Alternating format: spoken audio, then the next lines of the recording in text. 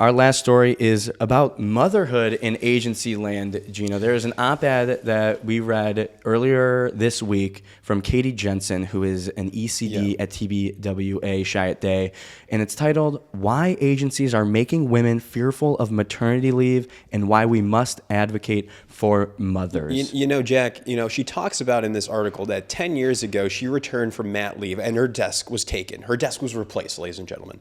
Now, the fear is today, if women take maternity leave, it's not that their desk is going to get replaced, it's that their entire career might get replaced, Jack. That's right. So she'll touch upon this. Yeah, so let's bring in Katie Jensen, ECD at TBWA, to talk about her op-ed that has really taken LinkedIn by storm. So bring her in, Katie Jensen. Katie Jensen, welcome to the show. How are you doing? Great. I'm great. Thank you for having me. I'm a big fan of what you're doing over there, so this is awesome.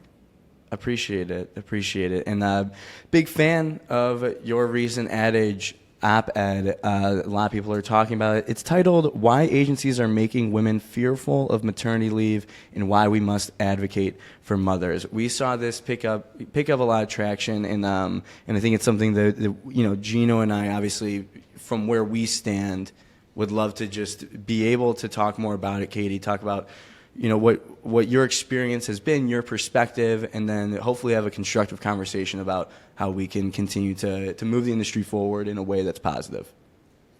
Great. Thank you. So I'll start there. Katie, let's just maybe walk through, for those that maybe haven't read it, your perspective and what you talked about. For sure. Well, I wrote this because I kind of noticed something going on in the industry. I'm obviously a mom. I have a 10-year-old, and that's a big part of who I am, my identity. It's also made me a better creative, honestly. And I've noticed that a lot of women are doing this kind of quiet calculation on whether or not they can step away from their jobs to have a baby. And, that kind of breaks my heart. And I've seen it since, since I was even a junior. Some of my mentors that I've had who have weighed whether or not they should have kids. But I think, there's something about the industry now and, the age of restructuring and everything that's going on that, it feels like things are just a little harder right now, and people aren't really talking about this very openly, that, this decision to step away and have a kid, like it's, 10 years ago when I had my daughter, it was a matter of, I told this story where when I came back, there was not a seat for me in the agency anymore, and that was very difficult. But now it could be a matter of, coming back and you might not have a job or your role might have changed. And I think that is causing women to either not want to have a second child or not want to have a child at all. And that's just frankly something that breaks my heart, and I want to change about the industry. So, as a creative, I often think, how can I use creativity to talk about women's issues or whatever it might be? And this just felt like, maybe an op-ed was a great place to start. So I'm glad it gained some traction. And if anything, it gave people, a chance to say what they were feeling out loud.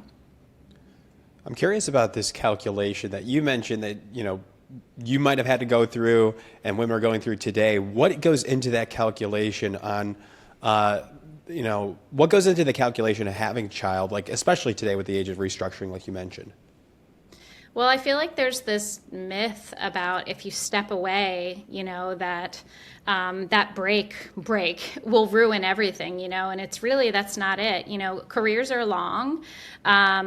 People change roles. They change, agencies, industries. But stepping away is just that. You step away for a moment and then you come back. But I think, in this time where, again, I've seen people come back and they don't have jobs, or they come back and their job is different, there is a calculation that you do that, okay, if I step away for whatever it might be, 2 to 3 months, my role might not be there when I come back. And it's just something that, unfortunately, we have to deal with as women. So I'm trying to normalize that conversation a little bit more, so maybe that makes some structural changes. So that's the calculation. Got it.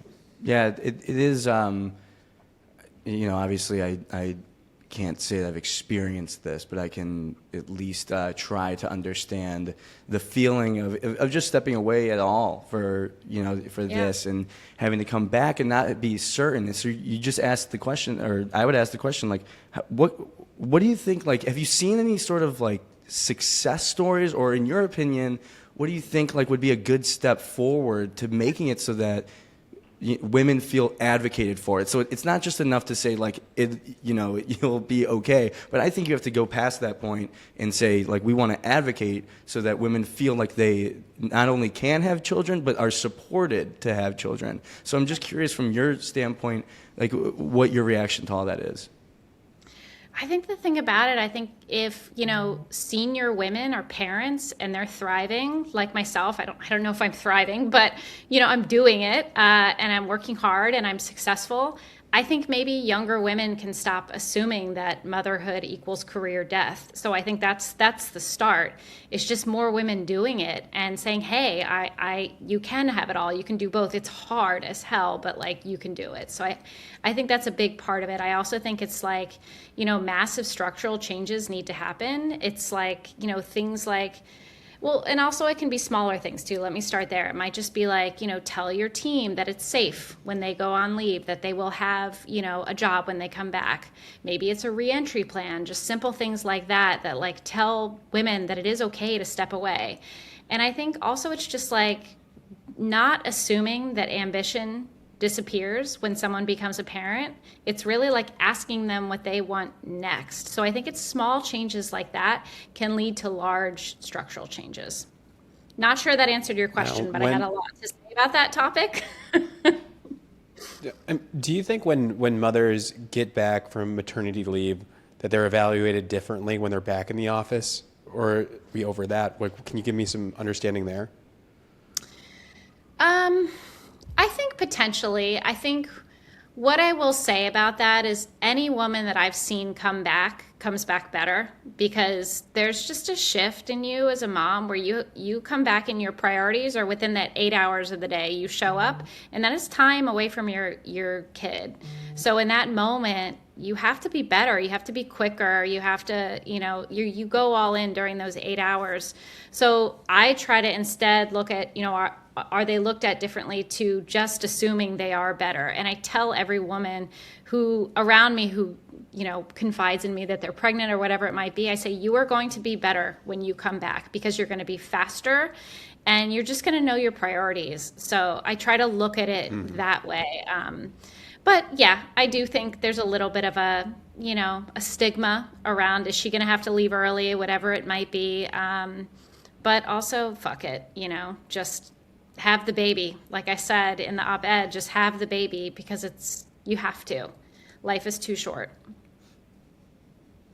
Love it. Yeah, and it starts, to your point, it's the little things that are actually big things, though, but having conversations and feeling like it's something that you can communicate. And so kudos to you, Katie, for probably inspiring and liberating a lot of people, potential mothers, to have these conversations in agency offices. So kudos to you, Katie.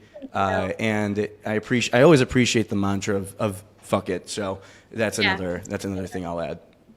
Thank you. And thank you both for having me on, because it amplifies the message even more. So I really appreciate it. And I thank you for taking an interest in it. It's a big deal to me and to a lot of women. So thank you. Of course. Thank you again, Katie. That was Katie Jensen joining the show. Appreciate you. And we'll be in touch soon.